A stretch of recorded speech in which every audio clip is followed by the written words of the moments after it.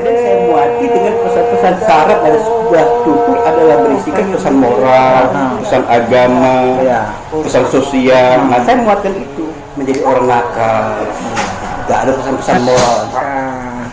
Kembali lagi ya, mengkulik seorang Kang Yos Elias dari perjalanan teaternya, perjalanan dia bertutur, kemudian di zaman keemasannya di tahun 88 sampai 90-an. Nah, di situ masih kita ada kenal beberapa teater-teater juga yang mungkin seirama dengan gerak teater Kang Yos sendiri. Itu bisa diceritakan, Kang. Jadi misalnya dulu kan ada teater Potlot ya, ada 707, kemudian Leksi.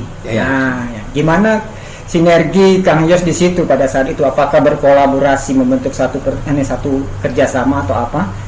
Seperti apa? Itu banyak ya, waktu festival pertama teater itu banyak kelompok-kelompok teater itu kan. Yang saya ingat tuh termasuk diantaranya yang nggak ada dengkot juga nih, almarhum Kokobai itu kan. Kokobai. Gembel lah katanya, sama dengan Umar. Peter Gembel. Gemar belajar. Oh iya, Peter Gembel. Kemudian Umar Marahalim almarhum ya. Itu. Kemudian ya Leksi. Teater Potlot dari Mas Bayu. Mas Anwar Putra Bayu. Kalau dengan Anwar Putra Bayu itu gimana? Ya sudah sharing ya. Sharing gitu sharing ya, berbagi ilmu ya. Kalau Mas Bayu itu kan kita lihat dia lebih sastra gitu ya. Yang karya-karya sastranya yang ada gitu kan. Nah, kalau aku itu bagian daripada teater yang dianggapnya bisa mendukung eksistensi dia. Jadi kami sampai sekarang saya mendiskusi tentang kesastraan dia dan aku juga melihat bahwa Mas Bayu itu bergerak ini bagus sekali itu kan. Karya-karya dia itu dikenal juga dia sama. Sudah nasional dia. Ya, milenial muda juga banyak loh yang cita sastra kenal dengan tokoh Anwar Putra Bayu, kan? Caid Saidi, Kang Yos Elias dan lain-lain. Jadi dari teater-teater itu, kalau di teater Leksi ceritanya ya, Aba bapaknya si Toto gitu ya, Kang Yan Roma ini. Jadi Aba almarhum itu kan dulu minta supaya aku sering main di situ. Jadi sudahlah, suruhnya aku untuk jadi Leksi Kota Madia, Nah, pada waktu kita ada musda se-Indonesia di Cibubur tahun berapa itu ya? Ya kami berangkat kan itu. Nah, disitulah tahun 80 berapa itu. Awalnya aku nekat-nekat dari Cibubur cari rumah Rendra, karena Jahit ada di tempat Rendra waktu itu kan. Berguru ceritanya. Berguru. Ya waktu itu begitu Samsul juga ikut loh. Sama almarhum Ajong kan. Kamsul. Iya, Kak Samsul, almarhum Ajong dari Leksi kan itu. Iya. Jadi terus dari sana rupanya Mas Rendra tidak ada. Cuma ketemu siapa itu lupa aku namanya. Jadi balik lagi aku tuh ke Cibubur kan. Jadi dari dulu tuh kalau grup itu ya kayaknya ngakrab gitu loh. Tidak merasa aku kemarin kan juara terus dulu ya. Tidak perlu udah. Itu bersama, kadang-kadang latihan bersama gitu. Nah, dari sini akhirnya dapat kita pribadi yang bisa saling mendukung eksistensi. Kayaknya aku dengan Mas Bayu misalnya itu ngakur ya. Sama Leksi nih dengan Oto. Amanah dari Aba almarhum. Bisa gitu.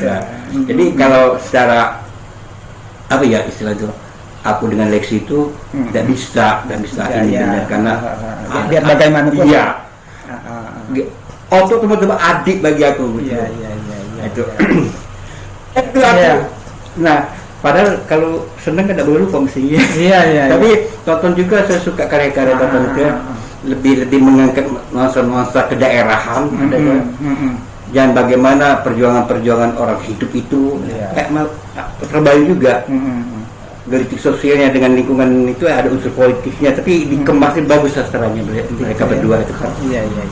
Itu. Terus dengan beberapa teman-teman teater lain itu kayaknya ya sampai akhirnya saya itu jadi beberapa grup minta untuk membina. Saya pernah melatih di SMA Negeri 2. Ya, teater SMA Negeri 2 tahun 88. Ya, di tahun-tahun itu ya. Ya. Terus juga pernah di Usri yang kamu tonton itu kan. Iya, itu Usri. almarhum Asril awalnya kan. Iya. Hanya anak-anak itu minta supaya aku karena hubungannya lebih dekat. Iya. Terus dengan rumah gitu kan. Iya. Jadi saya itu melatih disipol juga, melatih disipol. MBS Mama Buana ini Rahman. Kemudian itu remaja Masjid Agung dulu pernah ada dulu.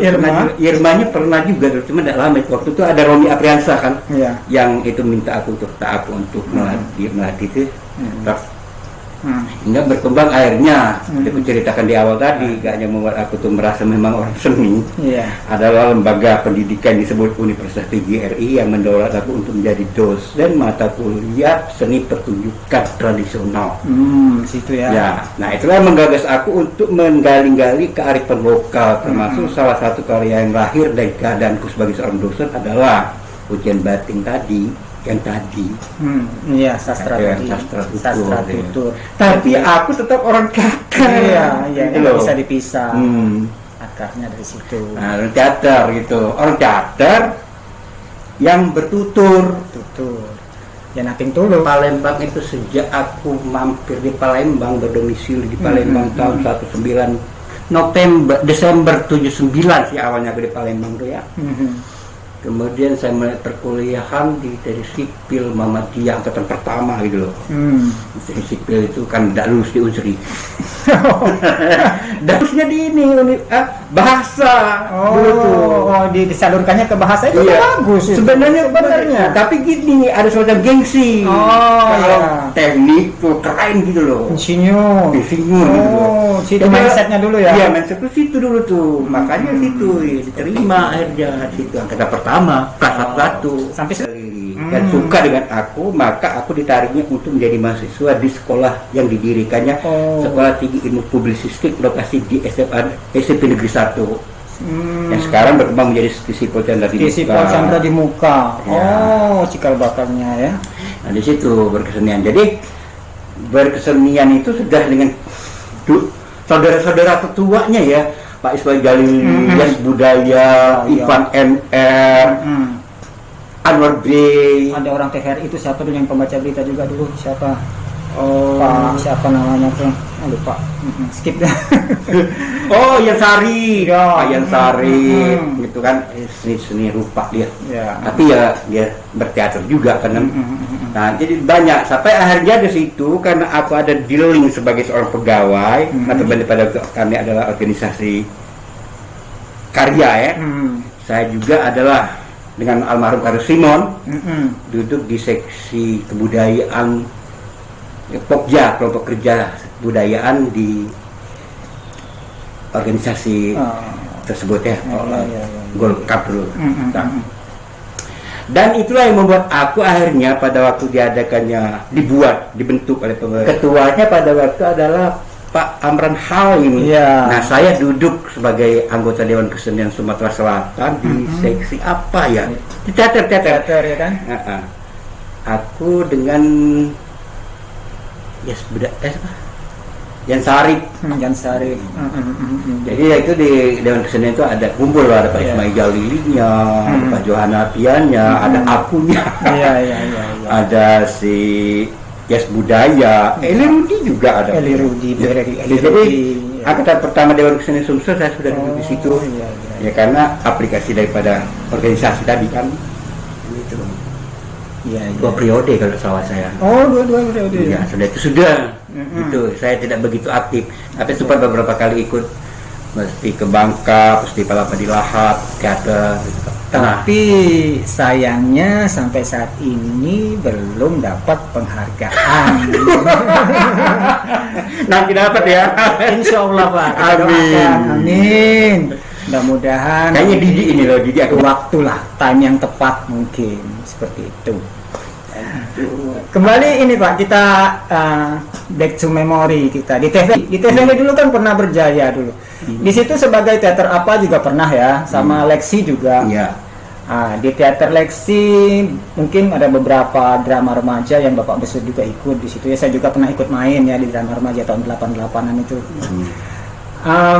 Teater apa frame dengan Kamsul itu di drama remaja versi itu ya, sebelum itu ada kayak kos-kosan gitu, bedeng apa itu? Itu karya Samsul itu. Kamsul? Leksi, tapi atas Leksi. nama Leksi ya. Iya. Leksi jadi naskah Samsul, namanya aku Samsul, Parman Roman, Wahyu Kusuma Negara, Rozi, gitu. Ini GBT Parman ini. Parman dulu kan aktif sama 707. Tapi mungkin karena lokasi mereka jauh gitu ya. Iya. Dia lebih dekat dengan aku, jadi kadang-kadang gabung di sini. Kebetulan adik-adiknya Parman tuh latihannya di grup sini, grup apa gitu. Yeah. Maka dia gabung di sini latihan, tapi grup tetap GBT. Jadi paket perdana bersama GBT itu Tuah Serbu, karya Suparman Roman. Nah, jadi memang dia itu ada karakter sedih juga, Suparman Roman itu. Nah di situ kalau dengan Leksi Putri Ayu Masuda dengan teater Leksi. Iya, Putri Ayu Masuda. Kemudian Panglima Suma. Panglima Suma ya. Banyak sih dengan Leksi ya.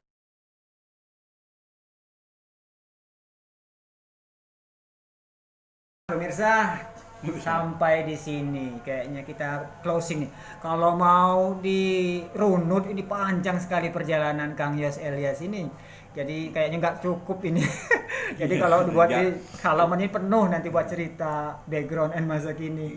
Jadi kita closing dulu. Jadi ini Kang minta sarannya baik Mak Mano dengan kondisi kesenian pada saat ini, baik generasi mudanya, kan banyak nih tokoh-tokoh muda yang berkecimpung di kesenian dengan media ya boleh dikatakan instan ya, dengan menyikapi kita dulu yang berteater dengan emang kondisi yang diperjuangkan dengan tanpa media sosial, tanpa ini indoor outdoor.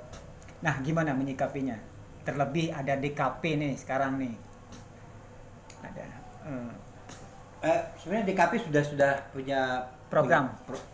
program ya, ini tanggung jawabnya sudah ini ya. DKP-nya harus banyak bergerak, jangan ini. DKP-nya harus memonitor, mendatangin orang-orang yang dianggap potensial dari generasi milenial itu. Kemudian mengajukan ke ya sekali satu gerak tuh harus ada ini kan. Nah, ke suatu apa yang begitu yang bisa mendukung eksistensi itu dengan lancar ya. Jadi hindari ngumpulin orang-orang yang cuma apa ya berkesenian tapi tidak punya kemampuan berseni gitu loh. Jadi kalau kita saring lagi kita pasti akan dapatkan orang-orang yang memang generasi muda itu berbakat seni yang perlu pembinaan ini loh. Pembinaan. Nah, kita kalau berkerumun kan banyak. Kerumunan.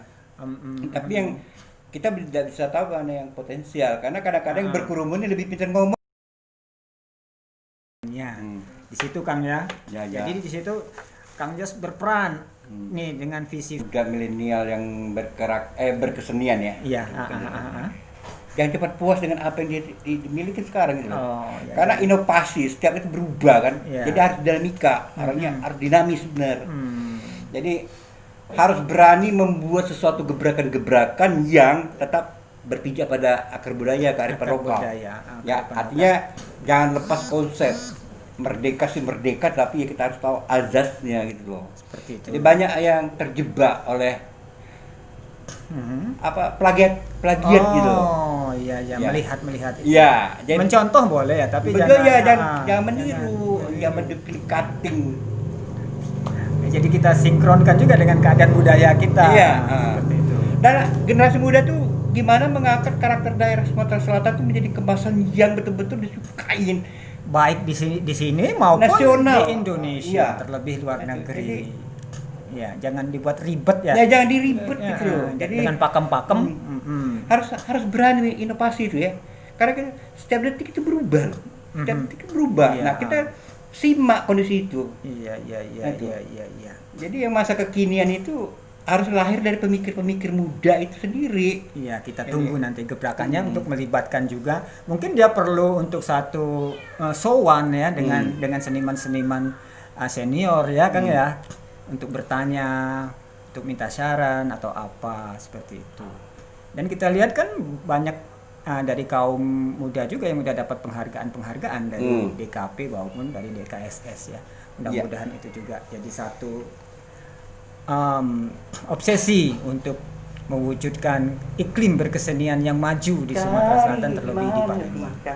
Oke pemirsa, sampai di sini dulu bincang-bincang santuy kita dengan Kang Yos. Mudah-mudahan ini menjadi satu inspirasi buat kita semua, dan juga sebagai pengingat bahwa seorang Yos Elias adalah seorang seniman senior dari Palembang, terlebih dari Sumatera Selatan, dalam kurung Prabu Mulih ya, yang tidak bisa kita lupakan loh, dengan baik, dengan nama-nama yang seiring dengan Yos Elias juga. Baik pemirsa, terima kasih atas perhatiannya, sampai di sini dulu. See you at the next moment. Kita ini kan salam budaya kan, salam budaya Palembangian. Oke, thank you.